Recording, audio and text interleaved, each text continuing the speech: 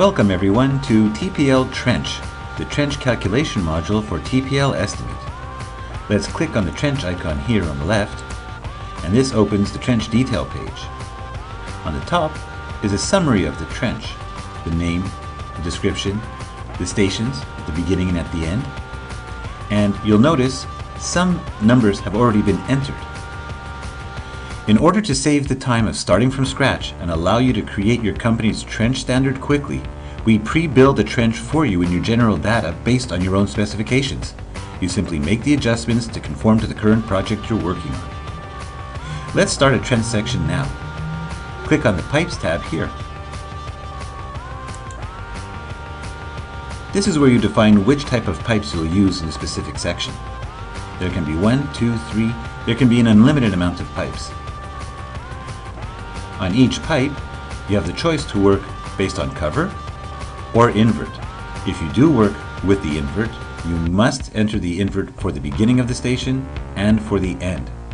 You can also enter the distance between the pipes, and it can be measured center to center or sidewall to sidewall. The bottom area here shows the specific information for each pipe. You'll notice that some of the information changes as I select different pipes. When you select the pipe you'll be using, the information is automatically populated by our software with the information from the database. This saves time as you do not need to start from the beginning for each section. If changes specific to this project are needed, the system allows you to make the adjustments. Over here is the protection zone, giving you the slope and the height. Here is the bedding, giving you the type, the material for the bedding, the subcontractor who will be carrying the bedding, the thickness, and the slab width. And then there's the covering, again with the type, the material, the subcontractor, and the thickness. For the next step, let's click on the Soil Elevation tab here. This is where you will register the type of soil being excavated. For each soil, you'll have the slope that can be pre-built in your database. You can also define the percentage of that soil that will be reused for your backfill. Here under elevations, you'll enter each soil type and at the least an elevation at the beginning of the station and at the end of the station. You can also create stations in between to add the different levels for the different elevations. The elevation view is a graphic illustration of the elevation for each type of soil: rock, clay, and of course, the level.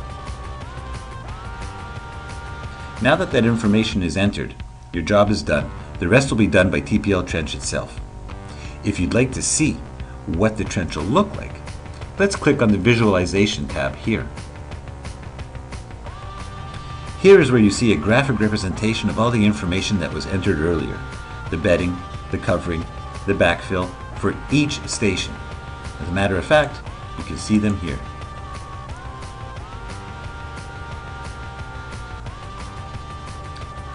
Now for the last step, let's go to the Production tab here.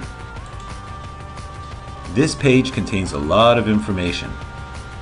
This area is for the laying, registering your bedding, covering, and backfill, and it has the amounts in cubic meters and in metric tons. For excavation, this is the material that will be excavated in cubic meters and in metric tons. As well, the disposal column shows you the material that needs to be removed from the job site. Over here on the left is the crew production. This is where you select the crew and equipment to do the work. The production rate is in cubic meters, and the system will generate the number of linear meters as well as the excavation time. You can add work that takes extra time here under the excavation time, and it will add it to the overall excavation time. If you are using an excavation box for that specific station, the box displacement goes here and the displacement distance here. Our system will calculate the number of minutes and/or hours that will be added to the excavation time. At the end, we have a total excavation time, which is then translated into a production rate of meters per hour.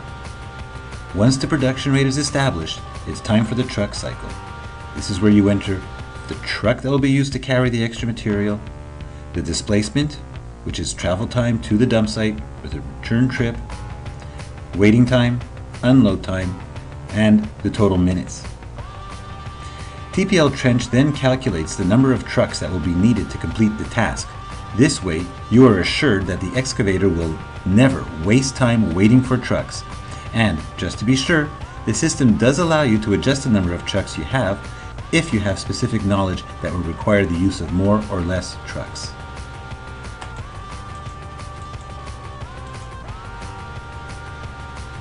Now it's time to transfer the information back into the estimate. Let's click on the Transfer to Estimate tab here. Select the line item or pipe that you'd like to send the information to. And in the Data Explorer, right-click on the section you'd like to add the information to. A drop-down appears and you click Trench Transfer.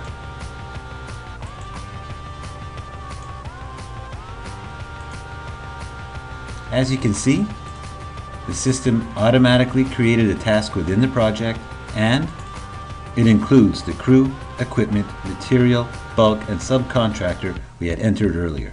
That's it. There's nothing more for you to do. TPL Trench does the calculations for you. This has been TPL Trench for TPL Estimate. Happy digging!